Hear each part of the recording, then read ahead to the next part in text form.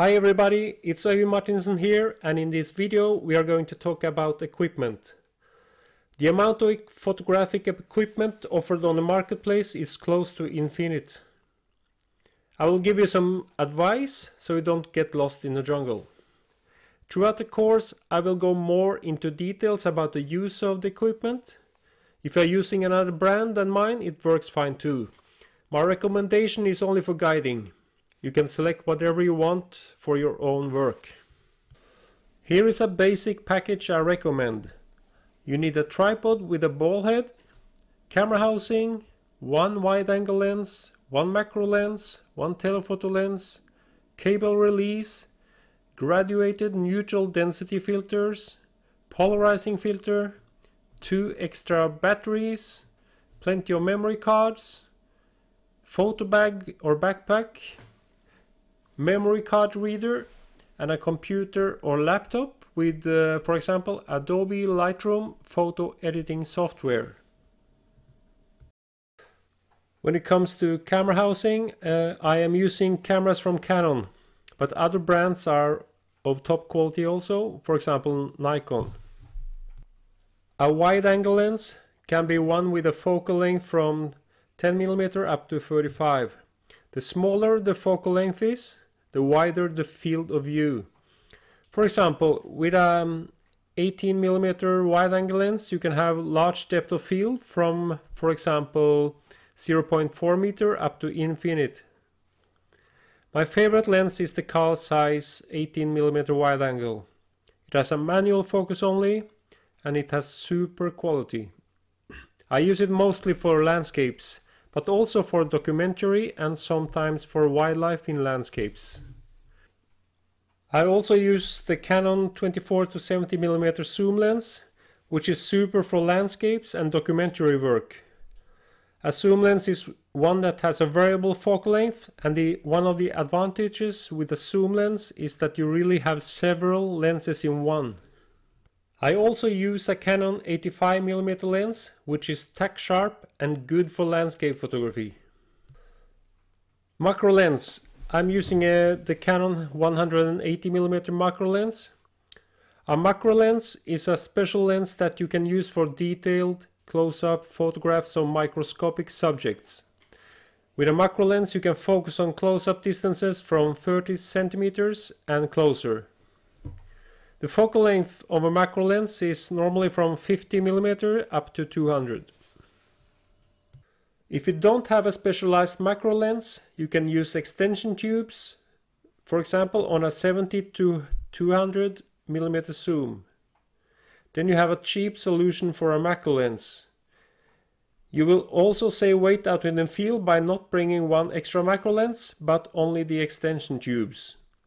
If you really want to specialize in macro photography, I recommend you use a specialized macro lens. For wildlife and landscapes, I'm also using a Canon 100 to 400mm telephoto zoom. It's a very good tool. I also use a Canon 600mm telephoto lens, an excellent tool. I use a cable release to prevent camera shake, and I use it in combination with a tripod. I use it whenever possible, for example on landscapes, macro work, or on wildlife who are not moving. I recommend you invest in a good tripod and a ball head. I'm using Gitzo Mountaineer carbon tripod and with a BH55 ball head from reallyRightStuff.com. I recommend a carbon tripod. It is easier to carry and more sturdy than tripods in other materials. The BH55 ball head can take up to 18 kilos weight. If you don't use very heavy lenses, you can use a BH40 ball head too. An advantage with the ball heads from Really Right Stuff is that they have a custom designed coupling plate for each camera model and each lens with a tripod coupling. The customized design makes sure the attachment to the tripod is tight without any movements because of loose parts. I recommend you buy an external flash unit for your camera.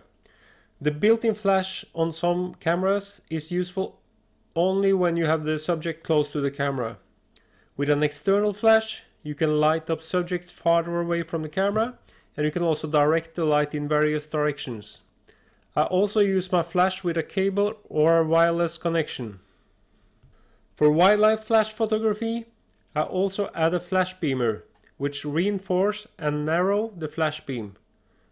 I will talk more of the creative use of flash during this course. I am using Galen Rowell graduated neutral density filters.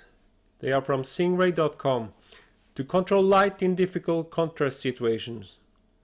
I use them to hold back the light on the sky and balance it with the light on the foreground in landscape photography. There are one type with a hard edge and another with a soft edge. The one with a soft edge is easy to use, and you use it when you have a horizon that is not straight, like when there are mountains, buildings and trees against the horizon. If you have a horizon that is straighter, you use a hard edge filter. You must be careful where you put the edge, otherwise you will darken areas on the ground that you don't want to darken. I will learn you more about the use of these filters in week 2, which is the landscape week. I recommend you buy them in this order: 2-stop hard, 3-stop soft, 3-stop hard, 2-stop soft, 4-stop hard and 4-stop soft. And you can buy them from Singray.com or from bhphotovideo.com.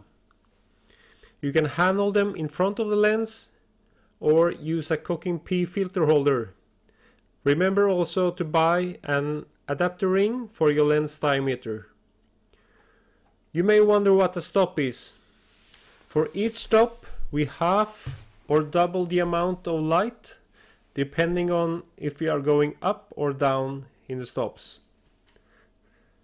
If it changed from a 1-stop filter to a 2-stop filter, we halve the amount of light coming through the area the filter covers.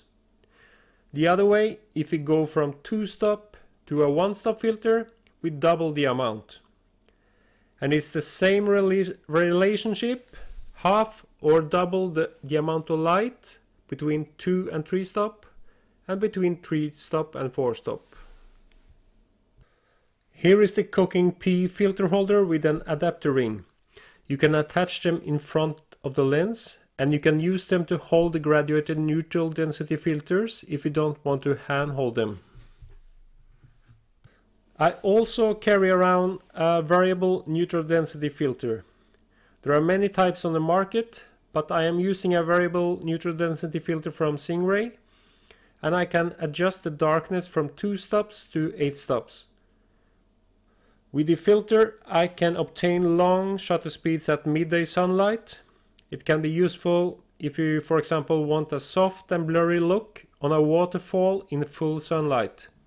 It is a great tool for artistic photographs. I also use a polarizing filter.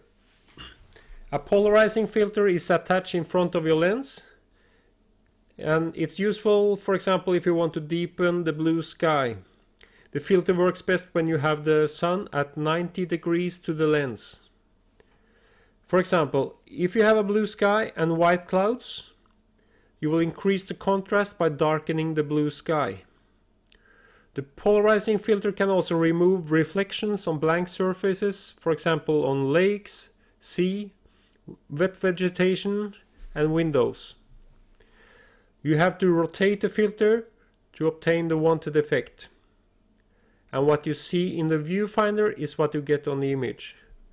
Normally a polarizing filter decreases the amount of light through the lens with 2 stops. I have reflectors in various sizes. This is a medium-sized one. You can use them to reflect and send light on your subject. I prefer the one that has a mix of silver and gold. I have one large low-pro backpack in which I can carry my big 600mm lens and everything else below that in size. I also use a smaller photo bag designed by Galen Rowell. In that I have room for camera housing with a wide-angle lens and 2 extra lenses like my 24-70mm and the 85mm. I can bring extra batteries, memory cards and a cable release. I can also put in my graduated neutral density filters in the customized pocket specially designed for them. There are many models on the market. Find the one that suits your needs. I have two tents I use in the outdoors. One is a small one-man tent and a larger tent with space up to 3 persons. The 3-person tent also has storm flaps, and in windy condition in the mountains I can put stones or snow and ice on them to minimize the effect of the storm inside the tent. If you are planning to stay more in the outdoors, I recommend you buy some outdoor clothing suitable for your climate zone. For example, when I'm out in the Norwegian mountains, I always prepare for the worst, and I always bring with me warm winter clothing, even in summer. I have also used the same strategy on canoe trips to remote areas in Canada and Alaska, and on my climbing expeditions to Patagonia, Peru, in Norway or the Himalayas. In tropical climates, I wear more light equipment and use trousers and shirts that are light and dries fast. A cap or hat for sun protection is always good to have. I also bring a rain poncho to protect myself and the equipment from a short rain shower. A good pair of hiking mountain boots is essential. Good boots protect your ankles and your feet, and you have to use them a while so they fit your feet. If you buy a new pair of boots, start with short hikes and then increase the length of the hikes. If you live close to a lake or the sea, you can use a canoe or kayak to move around. In the sea, it is preferable with a kayak because they can take more rough seas. In lakes, you can use both canoe and kayak. In a canoe, you can bring more equipment than in a kayak, and it's better if you are 2 persons. On hiking trips, bring with you a gas primus for cooking. Don't forget to keep the matches in a waterproof bag. Buy a set of light boilers and a frying pan made for tours in the outdoors. Nowadays you can also buy special outdoor food where you can just add warm water, wait 5 minutes and then you can eat it. But nothing beats eggs and bacon. Always bring a water bottle, eventually a water purifier. On longer trips also bring a thermos. Thank you for being with me in this video. See you soon in the next.